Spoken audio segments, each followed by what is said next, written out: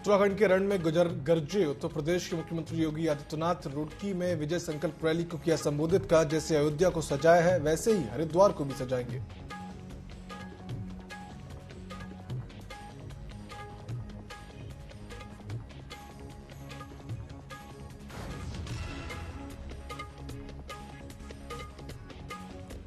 लोकसभा चुनाव को लेकर कांग्रेस ने भी तेज किया प्रचार। कांग्रेस प्रत्याशी प्रकाश जोशी ने गदरपुर विधानसभा क्षेत्र में किया जनसंपर्क। नुक्कड़ सभाएं कर लोगों से की कांग्रेस के पक्ष में वोट देने की अपील।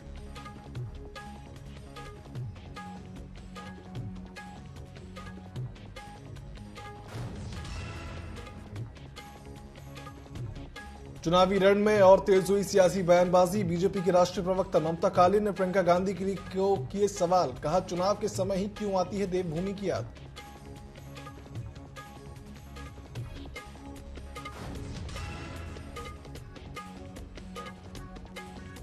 खटीमा में बस और ट्रक के बीच टक्कर। हादसे में ड्राइवर समेत 22 लोग हुए घायल। मुख्यमंत्री पुष्कर सिंह धामी ने अस्पताल जाकर जाना घायलों का हाल, दिए बेहतर इलाज के निर्देश।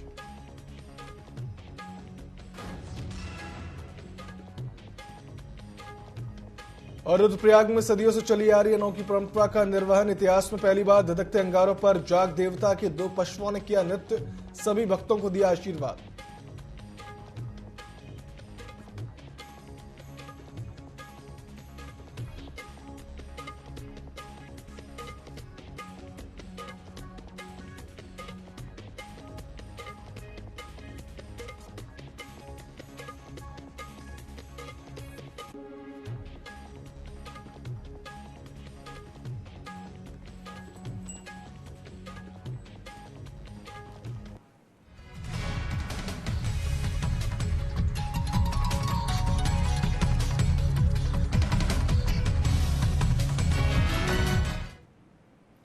नमस्कार, स्वागत है आप सभी का न्यूज अपडेट में। मैं हूं आपके साथ सिद्धांत त्रिपाठी। खबरों की ओर रुख करेंगे, उससे पहले जान लेते हैं उत्तराखंड के देहरादून से आ रही एक बड़ी खबर को। देहरादून से एक बड़ी खबर सामने आ रही है जहां पर पुलिस और बदमाशों के बीच हुई मुठभेड़। देहरादून से बड़ी खबर जहां पुलिस और बदमाशों के बीच मुठभेड़ की घटना सामने आई है। बिहारीगढ़ पुलिस और दून पुलिस की जंगलों में काबिंग जारी। बिहारीगढ़ पुलिस और दून पुलिस की जंगलों में काबिंग जारी। आपको बता दें कि मुठभेड़ में एक एएसआई और एक बदमाश घायल हुआ है। देहरादून से हम आपको बड़ी खबर बता रहे हैं जहां पर बदमाशों और पुलिस के बीच मुठभेड़ की घटना सामने आई। घायलों को तत्काल ले जाया गया कोरोनेशन हॉस्पिटल।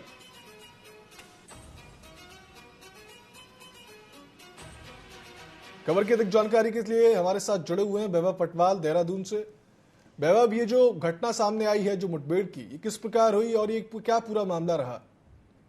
आपको बता दूं, रविंद्र देहरादून के पौष इलाके वसंत विहार में हाल ही के बीते दिन में यहाँ पर चोरी की घटना को अंजाम दिया गया था, जिसमें कुछ अभियुक्तों के यहाँ पर बिहारीगढ़ के पास उनकी सूचना पुलिस को प्राप्त हुई थी। जिसके बाद उत्तराखंड पुलिस और यूपी पुलिस के जो संयुक्त अभियान है उसके तहत चोरों को पकड़ा गया, जिसमें ये लोग आथोड़ के पास ये जंगल में पाए गए। और जब पुलिस ने पकड़ने के उनको फायर झोंक दिया। जब अभी फायर में जो बदमाश है, एक बदमाश के पैर में गोली लगी है, साथ साथ एक जो एसआई है वो भी यहाँ पर घायल हुआ है। दोनों को उपचार के लिए कोरोनेशन अस्पताल में भर्ती करा दिया गया है।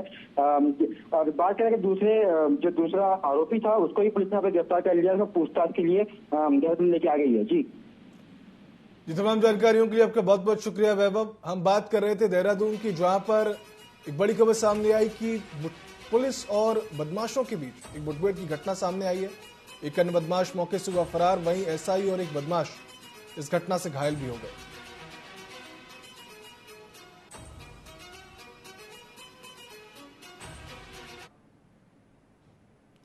अब रुक करते हैं खबरों की ओर, जहां इंडिया गठबंधन के सहयोगी दल मार्क्सवादी कम्युनिस्ट पार्टी के प्रदेश सचिव राजेंद्र सिंह नेगी ने मसूरी में प्रेस कॉन्फ्रेंस की। इस दौरान उन्होंने भाजपा की केंद्र और राज्य सरकार पर जमकर हमला बोला।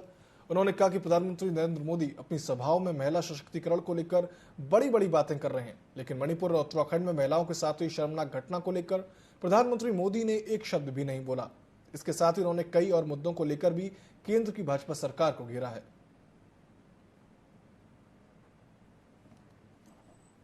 हिंदुस्तान की आजादी के बाद सबसे बड़ी घटना मणिपुर के अंदर हुई, जहां महिलाओं को नंगा घुमाया गया, आपने सबने देखा। और मणिपुर में हमारे प्रधानमंत्री जी एक सेकंड के लिए भी मणिपुर नहीं गए और एक शब्द भी मणिपुर की घटना पर नहीं बोला। और इसी प्रकार उत्तराखंड की 2 जगहों पर आए हैं। और इस समय जो बड़ा मुद्दा है उत्तराखंड के अंदर अंकिता भंडारी का मामला, उस मामले पर एक शब्द भी जो है मोदी जी ने नहीं बोला, जबकि उनकी यहाँ डबल इंजन की सरकार है। इसलिए नहीं बोला, हमारा आरोप है कि जो उसके हत्यारे हैं जो इस समय जेल में, उनके पिता जो है बीजेपी के बड़े नेता हैं, राज्य मंत्री का दर्जा है उनके पास। उत्तराखंड रुड़की के नेहरू स्टेडियम में हरिद्वार लोकसभा प्रत्याशी त्रिवेंद्र सिंह रावत की चुनावी जनसभा में शामिल होने उत्तर प्रदेश के मुख्यमंत्री योगी आदित्यनाथ पहुंचे। इस दौरान उन्होंने मंच पर पहुंचकर बाबा भीमराव अंबेडकर जयंती के मौके पर चित्र पर पुष्प अर्पित किए, जिसके बाद उन्होंने अपने संबोधन के दौरान देवभूमि की पावन धरा को नमन किया। उन्होंने कहा कि बाबा भीमराव अंबेडकर को सिर्फ मोदी सरकार ने सम्मान दिया है, जैसे अयोध्या को सजाया है वैसे ही हरिद्वार को भी सजाएंगे। इसके साथ ही उन्होंने जनसभा को संबोधित करते हुए कांग्रेस पर जमकर निशाना साधा।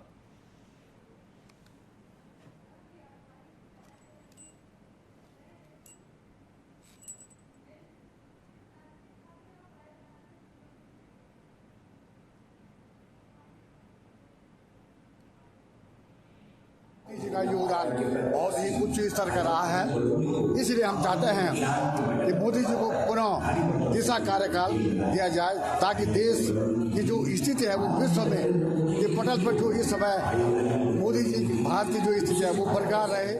मोदी जी के विकास कार्यों से प्रभावित होकर आए हैं और अनिल जी को जिताने का सब ने संकल्प लिया है और मैं कह सकता हूं कि हम रिकॉर्ड मतों से जीतने जा रहे हैं 5 लोकसभा। और अनिल बलूनी जी भी हमारे अभी तक जितने भी चुनाव हुए हैं सर्वाधिक वोटों से हम लोग चुनाव जीतने जा रहे हैं। उत्तर प्रदेश के मुख्यमंत्री योगी आदित्यनाथ उत्तराखंड में लोकसभा चुनाव में मैदान में उतरे भाजपा प्रत्याशियों के लिए समर्थन मांगने पहुंचे। इस दौरान रुड़की में आयोजित जनसभा में कुछ ऐसा हुआ कि हर किसी का ध्यान एक बच्चे ने खींच लिया। इस बच्चे को देखकर सीएम योगी आदित्यनाथ के चेहरे पर भी बड़ी मुस्कान आने के साथ ही उनकी आंखें भी चमक उठी।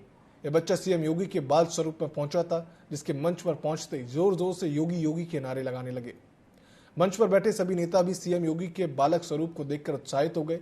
कुछ नेताओं ने बच्चे को गोद में उठा लिया, वहीं सीएम योगी भी बच्चे से कानों में गुफ्तगू करने लगे।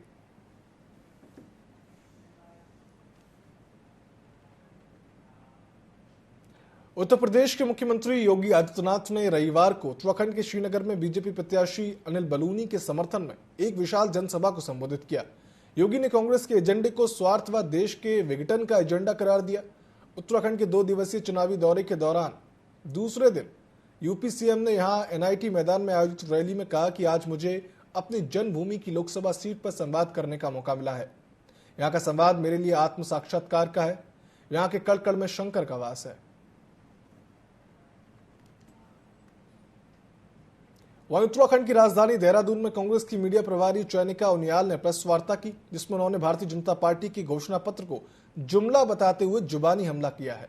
उन्होंने कहा कि भाजपा ने अपने घोषणा पत्र में जन भावना का मजाक बनाया, क्योंकि भाजपा ने ही 100 स्मार्ट सिटी बनाने की बात की थी, लेकिन स्मार्ट सिटी कहीं नहीं दिखाई दे रही। देश की जनता से पेट्रोल और डीजल के दाम घटाने की बात की थी, लेकिन ऐसा कुछ भी नहीं हुआ। इसके साथ ही उन्होंने कहा कि मात्र 13 दिन के भीतर 1 घंटा 40 मिनट की प्रेस कॉन्फ्रेंस करके भाजपा ने अपने घोषणा पत्र को एक तरफा संवाद करके जारी किया है। इससे साफ पता चलता है कि भाजपा अपने संकल्प पत्र को लेकर कितनी गंभीर है।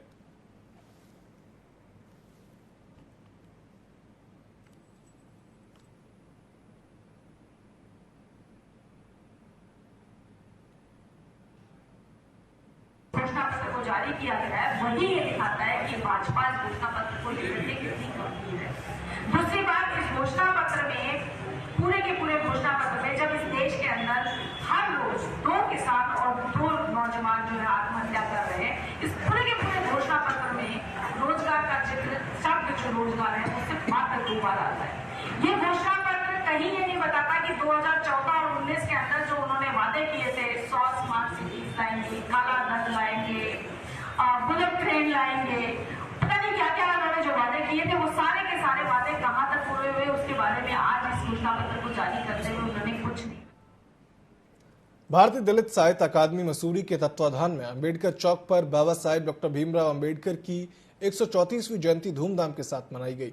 मसूरी के अंबेडकर चौक पर आयोजित कार्यक्रम में भारतीय दलित साहित्य अकादमी के कार्यकर्ताओं के साथ विभिन्न सामाजिक और राजनीतिक संगठनों के लोगों ने बाबा साहेब की प्रतिमा पर माल्यार्पण कर बाबा साहेब अमर रहें के नारे लगाए। इस मौके पर सिद्धपीठ गोगा जाहिर की राष्ट्रीय अध्यक्ष सुदेश सैनी ने भारतीय दलित साहित्य अकादमी के अध्यक्ष सुनील सोनकर को बेहतर सामाजिक कार्य करने पर संविधान की किताब और शाल देकर सम्मानित किया। जिन्होंने संविधान की रचना की है, संविधान सभा की जो कमेटी के अध्यक्ष रहे और एक दलित वर्ग के लिए साथ साथ उन्होंने एक गरीब व्यक्ति के लिए, प्रत्येक व्यक्ति के लिए, भारत के जो गरीब व्यक्ति है उसके लिए काम किया है। ऐसे विषम परिस्थितियों में जिन बाबा साहिब ने बाहर विदेश में पढ़ाई करने के बाद अपना पूरा जीवन गरीबों की सेवा में, दलितों की सेवा में भारत में, वो चाहते तो बहुत ऊंचाई पर पहुंच सकते थे, पर अगर उन्होंने जिस ऊंचाई को छुआ शायद इस ऊंचाई को कभी कोई भारत में अब आने वाले समय में नहीं छू सकता।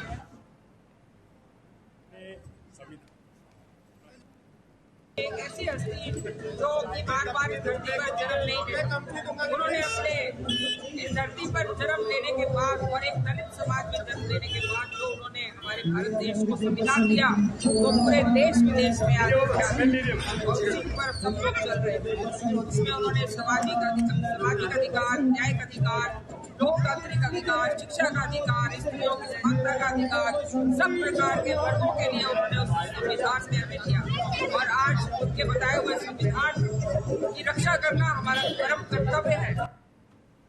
और डॉक्टर भीमराव अम्बेडकर वो महापुरुष थे इस भारतवर्ष की आज़ादी के और इस भारतवर्ष के या इस पूरे विश्व के मैं समझता हूँ कि दूसरे भगवान हैं, जिन्होंने भारतीय संविधान को लिखने में 2 वर्ष 11 महीने 18 दिन लगाए और इन समय में जब इन्होंने संविधान लिखा भारत के प्रत्येक गरीब से लेकर अमीर तक के आदमी की सुरक्षा से लेकर न्यायपालिका से लेकर पूरे, चाहे उसमें न्यायपालिका हो, चाहे कार्यपालिका हो, चाहे अन्य पालिका है, बड़े अच्छी तरीके से उसका रखरखाव और बहुत अच्छे तरीके से उनको लिखा है ताकि सबके जो लोकतंत्र में जो हमें अधिकार मिलते हैं उनको बचाया जा सके।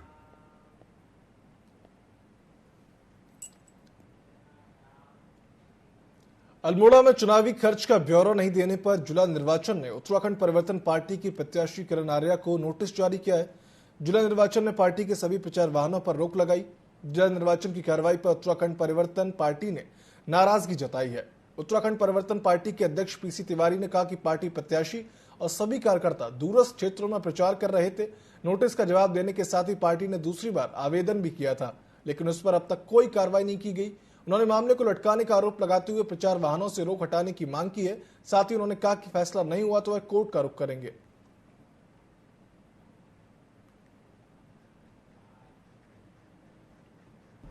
हमें आक्रोश है और हम ये कहना चाहते हैं कि तत्काल हमारी परमिशन दी जाए या तत्काल जो भी फैसला हो आपके पास पहुंच गया फैसला कर दीजिए। चुनाव आयोग तो 24 घंटे सक्रिय रहता है, तो आप फैसला करिए।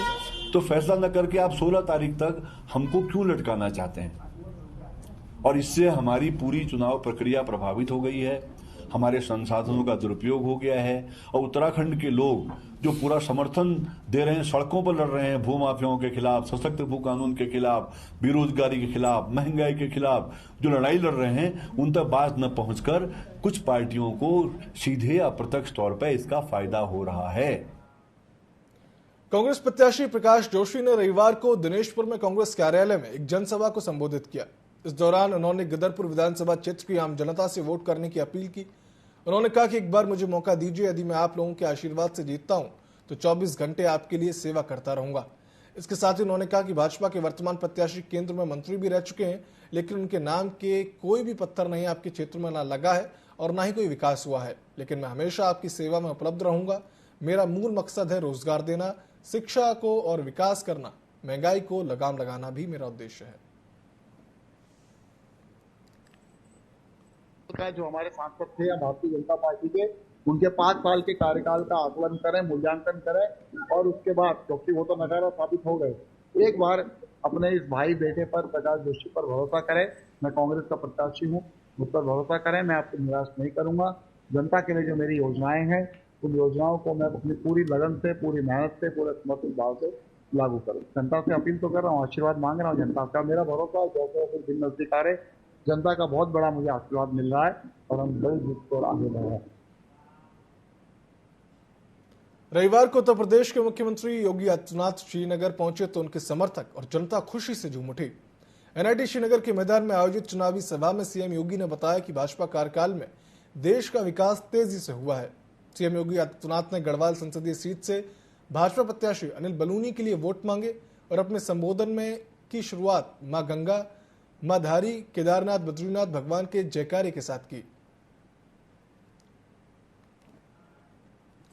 80 लोकसभा सीट और 80 की 80 सीट मोदी जी के हवाले उत्तर प्रदेश करने जा रहा है। और मोदी जी ने ऋषिकेश में से उत्तराखंड वासियों का आह्वान किया था और उन्होंने कहा था मुझे उत्तराखंड के पंचकमल की माला चाहिए, पंचकमल की। यह आपका आश्वासन मोदी जी के लिए, यहां के विकास के लिए, यहां की समृद्धि के लिए, यहां पे चल रहे प्रोजेक्ट को आगे बढ़ाने के लिए और उन अभियानों को जिसके लिए इस देवभूमि की पहचान है। पहले कोई केदारनाथ धाम और बद्रीनाथ धाम की चर्चा करता था क्या? वहां का पुनरुद्धार हो, आधुनिक सुविधाएं मिले, सरकार भी उस योजना का हिस्सा बने। कांग्रेस ने एक काम जरूर कर दिया, मंदिरों के पैसे को धर्मांतरण के कार्यों में जरूर लगा दिया, मंदिर का पैसा मदरसा निर्माण में जरूर खर्च कर दिया। लेकिन बहनों और भाइयों, उन मंदिरों को हम भी शासन के संरक्षण से कुछ उसके पुनरुद्धार की कार्य योजना बना सके, यह काम मोदी जी ने करके दिखाया है। केदारनाथ धाम हो या बद्रीनाथ धाम में चल रहा प्रोजेक्ट इसका उदाहरण है। चारों लोग उस रैली में आए थे, जबकि आज इतनी शादियां भी थी और मौसम की चेतावनी भी वो थी कि भाई बारिश हो सकती, लेकिन फिर भी हजारों लोग आज उनको देखने आए हैं, उनको सुनने आए हैं, मोदी जी के विकास कार्यों से प्रभावित होकर आए हैं और अनिल जी को जिताने का सब ने संकल्प लिया है। और मैं कह सकता हूं कि हम रिकॉर्ड मतों से जीतने जा रहे हैं पांचों लोकसभा, और अनिल बलूनी जी भी हमारे अभी तक जितने भी चुनाव हुए हैं सर्वाधिक वोटों से हम लोग चुनाव जीतने जा रहे हैं। चारों लोग उस रैली में आए थे, जबकि आज इतनी बीजेपी अपनी जो मैनिफेस्टो जारी किया उसमें बहुत युवाओं के लिए और किसानों के लिए और हमारे गढ़वाल के लिए बहुत ही महत्वपूर्ण रहेगा हमारा। और वह योगी जी की जो रैली उससे बहुत ही हमारा लगा कि बहुत फर्क पड़ेगा हमारे यहाँ से गढ़वाल सीट पर। मैं उन दोनों ने बोला ना कि अपराधियों में हम खैरवली करेंगे और हमारी जो अलकनंदा यहाँ से निकल रही है वो वहाँ पर जा रही है, बहुत हमारे उत्तर प्रदेश को बहुत स्वच्छ कर रही है, बहुत अच्छा लगा उनका। और हमारे पूरे देश की सीमाओं पर हमारे गढ़वाल के लोग जो काम कर रहे हैं, देश सीमाओं पड़े हैं, बहुत अच्छा लग रहा है उनके। देहरादून में भाजपा ने प्रियंका वाड्रा की जनसभा पर निशाना साधते हुए मां गंगा के तट पर झूठ बोलने का आरोप लगाया। साथ ही कहा कि जो पार्टी अपने लड़की हूं, लड़ सकती हूं कैंपेन की पोस्टर गर्ल को पिता के साथ कार्यालय से बाहर फेंक सकती है, उनके नारी न्याय पर कोई भरोसा नहीं करने वाला। जिन्होंने किसानों से किया 72,000 रुपए का पिछला वादा अपनी सरकारों में कभी पूरा नहीं किया, वे फिर महिलाओं के लिए 1 लाख का शिफूगा लेकर आए हैं।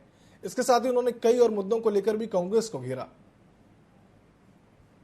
प्रियंका गांधी वाड्रा उस पार्टी को रिप्रेजेंट करती हैं जहां पर 2 पावरफुल महिलाएं पाई गई, सोनिया जी और प्रियंका जी पूरी पार्टी को आज कैरी फॉरवर्ड कर रहे हैं अपने भाई जो मोहब्बत की दुकान वाले हैं उनके साथ। लड़की हूं लड़ सकती हूं का नारा इन्होंने चुनाव में दिया था यूपी के, और जो उसकी पोस्टर गर्ल थी उसी को एआईसीसी के भवन दिल्ली के बाहर उनके पिता सहित पिटवा दिया, और बहुत बुरी तरीके से पिटवा दिया, क्योंकि वो लड़की सिर्फ राष्ट्रीय अध्यक्ष खड़गे जी को आई बिलीव बधाई देना चाहती थी जब वो अध्यक्ष बने, और प्रियंका दीदी से वो मिलने जाना चाहती थी, ऐसा उन्होंने बोला। लाल कुआं में अंबेडकर पार्क सेवा समिति ने बाबा साहेब डॉक्टर भीमराव अंबेडकर की 134वीं जयंती अंबेडकर भवन में धूमधाम से मनाई। इस दौरान सभी ने डॉक्टर भीमराव अंबेडकर के चित्र पर माल्यार्पण कर उन्हें नमन किया। इसके बाद छात्र छात्राओं की ओर से बाबा साहब की जीवनी पर आधारित सांस्कृतिक कार्यक्रम प्रस्तुत किया गया। वहीं कार्यक्रम में वक्ताओं ने बाबा साहब के जीवन पर प्रकाश डालते हुए उन्हें उनके बताए मार्ग पर चलने का आह्वान किया। इच्छुक हो यहाँ पर मंच में बाबा साहब से संबंधित जितने भी बाबा साहब के विचारों को से वो कार्यक्रम करवाए और हमारे जो यहाँ पर बुद्धिजीवी आए उन्हें बाबा साहब पर विचार रखे। और हमने आगे यहाँ पर ये तय किया है कि बाबा साहब ने कहा था कि शिक्षित बनो, तो शिक्षित बनाने के लिए यहाँ पर हम एक लाइब्रेरी बनाना चाह रहे हैं। और सारे जितने भी यहाँ पर हमारे मेहमानगण आए थे हमने उनसे अनुरोध किया कि वो इसके लिए हमारा सहयोग करें और जो हमारे समाज के बच्चे जो पढ़ लिख नहीं पा रहे उनको सही दिशा में लाएं और उनको शिक्षित करने का प्रयास करें।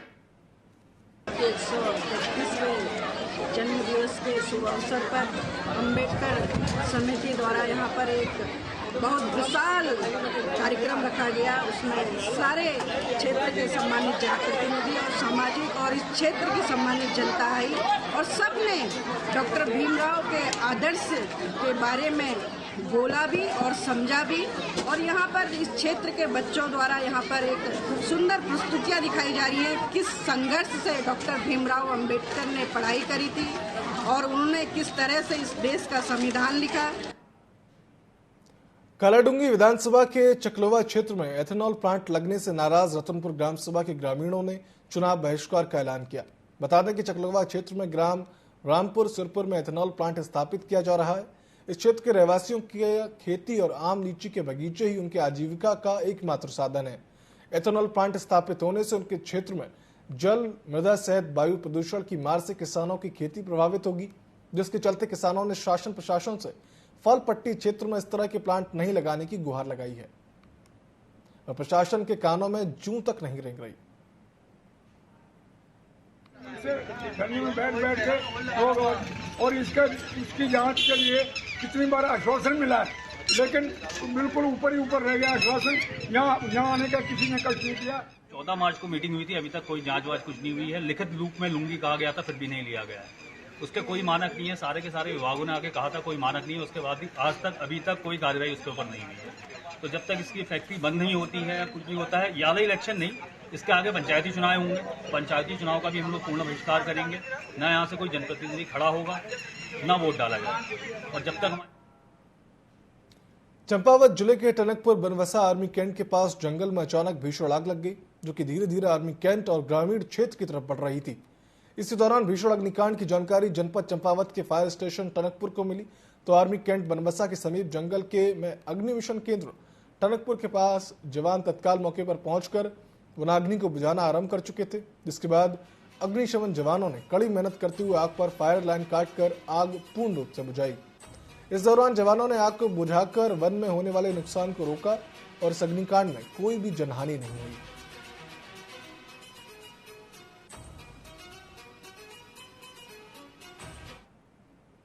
बनवसा के जंगल में अग्निकांड की सूचना मिली। इस पर हमारी टीम तुरंत मौके पर पहुंची और आग बुझाना प्रारंभ किया। फायर लाइन काटकर आग पर काबू पाया और आग पर काबू ही नहीं पाया, पूर्ण रूप से बुझाया और कोई जनहानि नहीं हुई और वन संपदा का नुकसान होने से बचाया गया। बनवसा के जंगल। न्यूज अपडेट तो फिलहाल इतना ही। आप देखते रहिए TV24। नमस्कार।